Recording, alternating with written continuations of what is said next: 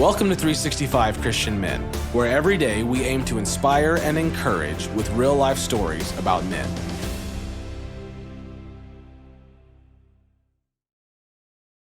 July 20th, Frederick Douglass.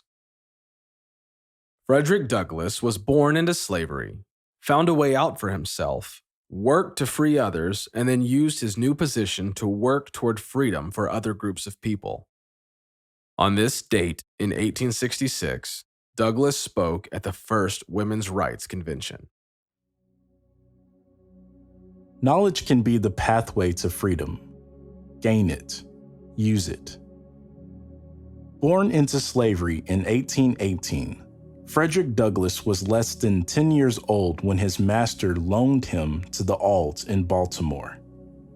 When Mrs. Auld taught Frederick the alphabet, a new world opened to him. But when she showed her husband Frederick's new skill, Mr. Auld became enraged and said that knowledge would ruin a good slave. Douglass recalled, "Very well, thought I. Knowledge unfits a child to be a slave. From that moment, I understood the direct pathway from slavery to freedom." Though Mrs. Auld punished Frederick if she caught him reading, when the Aulds weren't home, Frederick practiced. With a piece of biscuit, he bought spelling lessons from neighborhood boys. He also taught himself penmanship. At 13, he read The Columbian Orator, a collection of political essays and dialogues. I had now penetrated the secret of all slavery and oppression.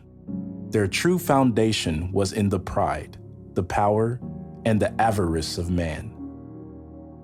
Freed from the lie that divine design made him a slave, Douglass reached out to God and kept trying to get more knowledge. He wrote, "Especially did I want a thorough acquaintance with the contents of the Bible." Mr. Auld eventually sent Douglass to work on the plantation, and there the boy used scripture to teach the other slaves to read. But when white men with whips drove the students apart, the class ended. Then Douglass was sent to a cruel taskmaster to be broken, abused physically and mentally, and he sometimes lost hope, but he never believed any man should be enslaved. His next master was more reasonable. As Douglass's wounds healed, he gained the strength to act on his knowledge. He lived the proverb, "Those who have knowledge muster their strength." Proverbs chapter 24, verse 5.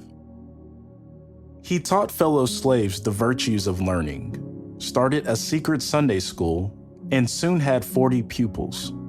He planned an escape, but someone tipped off the master. After a short imprisonment, Douglass was sent back to Baltimore, where he plotted another escape. This time, his plan worked. Now a free man, Douglass read The Liberator, an abolitionist newspaper.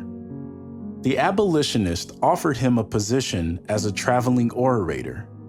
As he grew in eloquence, audiences believed he was too well-spoken to be a fugitive slave. In response, Douglass shared details of his life, but this made him vulnerable to capture. The Abolitionist sent him to England, where he'd be safe. A rude, uncultivated fugitive slave was driven by stern necessity to that country to which young American gentlemen go to increase their stock of knowledge.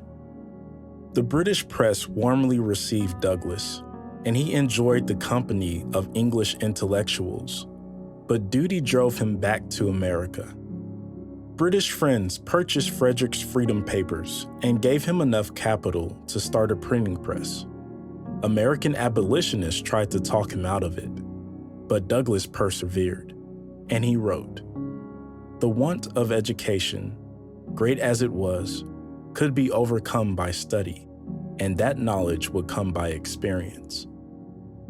What dream have you put on hold for lack of knowledge?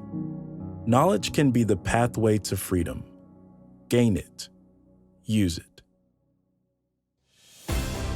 Thank you for listening to today's story. Every day of the year, our hope is to inspire you with real-life stories of faithful men who have gone before us. Hebrews 12:1 says, "Therefore, since we are surrounded by so great a cloud of witnesses, let us lay aside every weight and the sin that so easily ensnares us. Let us run with endurance the race that is set before us." Join us tomorrow for another story at 365christianmen.com.